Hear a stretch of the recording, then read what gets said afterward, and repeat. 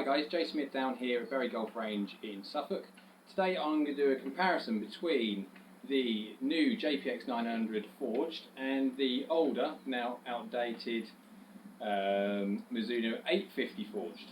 Now, appearance wise, I would say that the 850 forge is a fraction more chromed. I've got the DNA heads here, so just to easily compare between the two. There's not really much in it, to be fair. Looking at the backs, you'd say that there's probably a bit more detail on the 850 forge than there is on the 900. Still, 900's got a fresh look to it. A bit of a satin surround, satin head, where the 850 forge has got the chrome sides. Well, kind of chrome. It's not the classic MP kind of chrome, but it is a shiny bottom surrounds and very, very slight satin looks on the insides.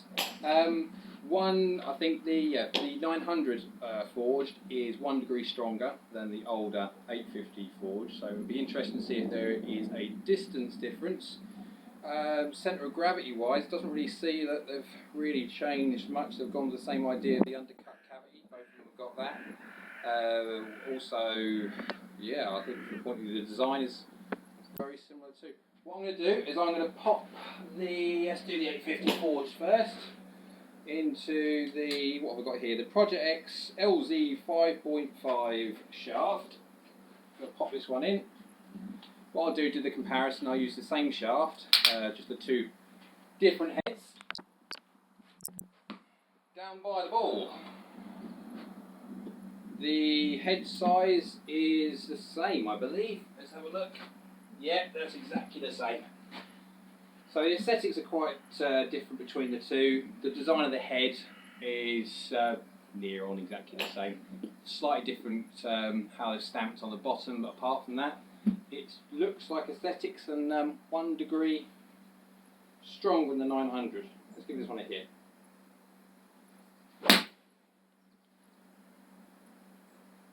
Yeah, you can definitely feel the boron. There's the boron in there, same as between the 850 and the 900 have both got them in there.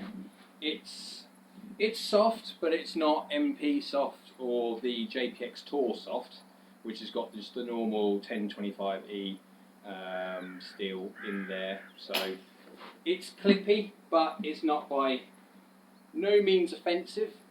Get another one. Caught that one heavy. You can probably hear that on camera. Didn't go too far off of normal, considering how heavy I caught it. But give another one before I change over heads. Yeah, that's better. Yeah, same clippy feel. Feels very similar to the MP25 if you ever hit that with the boron, with the forged steel. Go on, one more because I like hitting these ones.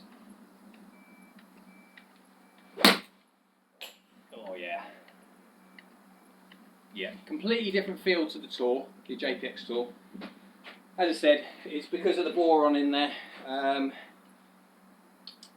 Distance-wise, there's more of a difference in distance between the two, the Tour and the Forged, purely because of the loft change. I think the centre of gravity makes a bit of a difference, but not a great deal. I'm now going to flick over to the new 900. So one good thing, you can keep everything the same from the point of view of same shaft. Just change the head over. Click, click, click. There we go. One thing in the 900 Forge video that I noticed was the peak height and the initial launch angle was quite low. Now, I was wondering why, obviously the hot metal just went up, it went really high. And I think that's because of the huge centre of gravity difference in the hot metal, that it's got a much larger sole and the launch ball a lot higher.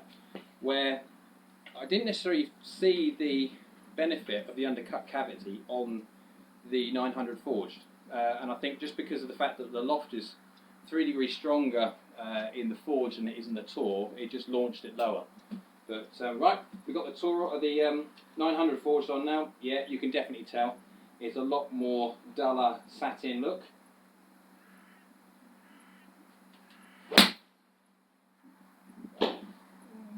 not bad strike at all. You can definitely feel that clippiness to it.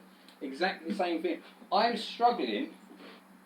If you were to blind test me, I would struggle to tell the difference between these two.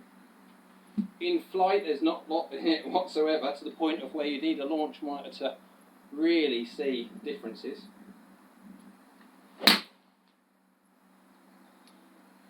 I'm struggling.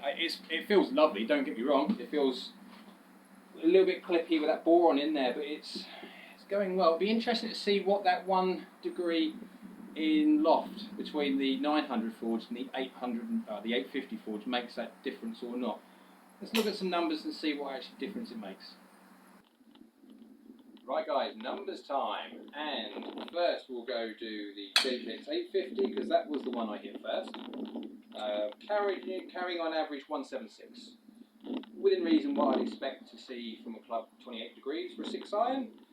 Ball speed's good, 122. Launching slightly lower, 14.3 than I'd like. The spin's not too bad considering it's a cranked, well, semi-cranked club at 5.2. But it's a peak height at 27.4. It's quite, I'd say it's low, but I would like it personally for me up more near the 30. But still half decent descent angles, and I struck it quite well. I wasn't really offline too much on this club. Could I tell the difference between the two? Not really. If I'd have blind tested it, I could have said that would be the 850 or the 900. But on this test, the 850 forge performed quite well. If I go over to the 900 forge, now I had to hit more balls than I'd like to necessarily, just because my strike on the 900 forge in this test wasn't quite as good as the 850, and I didn't necessarily want to leave just 5 or 6 shots because my strike was making more of an impact on the numbers than the actual club was designed to do. So I hit some more, getting to a point of where you can actually get a reliable average. That's the reason why you see so many on the screen. When you look at it, ball speeds, again, it's not too bad. I've been near enough identical. The launch angle, bear in mind, it's 1 degree stronger than the 900 forge. It's within 0.1, so near enough identical. The spin is dropped down though, so whether that's my strike, whether that's because obviously it's 1 degree stronger in loft, which will have an effect on backspin. Peak height is lower, but then again 1 degree cranked again, so it is slightly lower by 0.8 millidegree or whatever it is. Still half decent descent angles, and it carries 2 yards further at 178, so exactly where I'd expect for a 1 degree stronger club to sit. Overall good numbers, so I mean I included the ones that I didn't quite strike well, so you can actually see that we are dealing with human beings here, it's not robots, and sometimes you have to do a bit more than what you'd normally do because of the fact that you don't quite strike everyone well. So yeah, out of the two I could not tell the difference in feel or anything else. 2 very, very good clubs. Obviously one now discontinued, but the 900 I believe from Mizuno will continue to sell as good as the 850. If you had the 850, would I say to go out and buy the 900 straight away? Probably not. You will, well, for my test in my own situation, I didn't really feel that I saw any difference at all apart from the noticeable 1 degree and expecting everything to do what that 1 degree would do. If you were an older Mizuno member, one of the older JPX or even the MX, then definitely, yeah, I would really go and have a good custom fit session on these. Guys, it is very, very important you get custom fit. I'll do another video at one point in the future about the importance of lie angle, but just something as simple as lie angle in a custom fit can make a huge difference, so where the ball flight level goes. So, yeah, get custom fit, very good club, be good for Mizuno. And yeah, post comments down below if you'd like me to compare it with something else, whether it be shaft. I'm not a great person for shafts. I use nearly anything. But if you want shaft reviews or if you want any other comparisons done, leave comments down below.